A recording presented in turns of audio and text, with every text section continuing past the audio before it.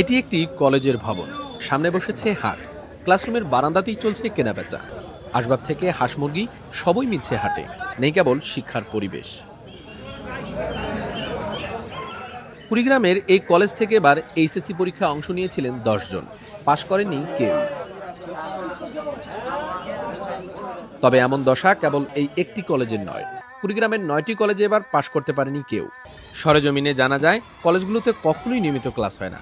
নেই প্রয়োজনীয় উপকরণ, অবকাঠামো জরাজীর্ণ। শিক্ষার্থীরা অনেকেই ভর্তি হন কেবল পরীক্ষার আনুষ্ঠানিকতার জন্য। বছরে বাকি সময় তারা চলে যান কাজের খোঁজে। কলেজ তো চলতেছে, কলেজের মনে ছাত্র এত নয়, ছাত্রী তাও ডিগ্রি কলেজে ক্লাস করে। মাঝে মাঝে দুই একজন শিক্ষার্থী শিক্ষক আসিয়ে ওই ফিল্ড থেকে বেড়ে করে দেখে যায়। করোনার থাকিয়া তুমি এনে ঘরটা ফেলে দিলে, এই ঘরটা ফেলে দেওয়ার থেকেই ছাত্রছাত্রী আসেনি। এইটার ছাত্রী অন্য অন্য নাম ভর্তি আছে, এটি অন্য অন্য স্কুলে যা করলেন। কুড়িগ্রাম ছাড়াও দিনাজপুর বোর্ডে এবার 43টি কলেজে কেউ পাশ করতে পারেনি। গতবারের চেয়ে এর সংখ্যা দ্বিগুণেরও বেশি।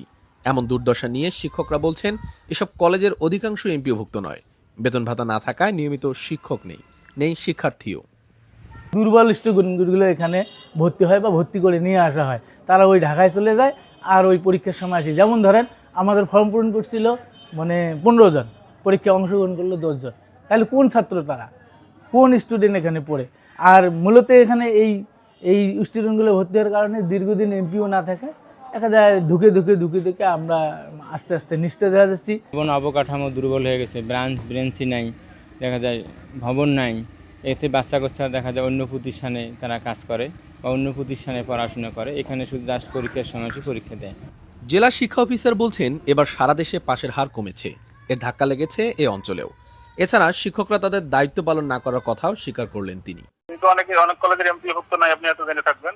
আপনার যোগ্য শিক্ষক মূল্যায়ন ব্যবস্থা এগুলো ছাড়া কিন্তু ভালো কলেজ হয় না বা প্রতিষ্ঠান, সেগুলো সব দেখে আসলে দেওয়া দরকার। হ্যাঁ, প্রতিষ্ঠানে আমরা তদন্ত করে একটা রিপোর্ট দাখিল করবো।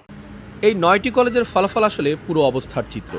দারিদ্র্যপীড়িত এ জনপদে শিক্ষা ব্যবস্থা কতটা নড়বড়ে, তাই ফুটে উঠেছে এবারের এইচএসসিতে।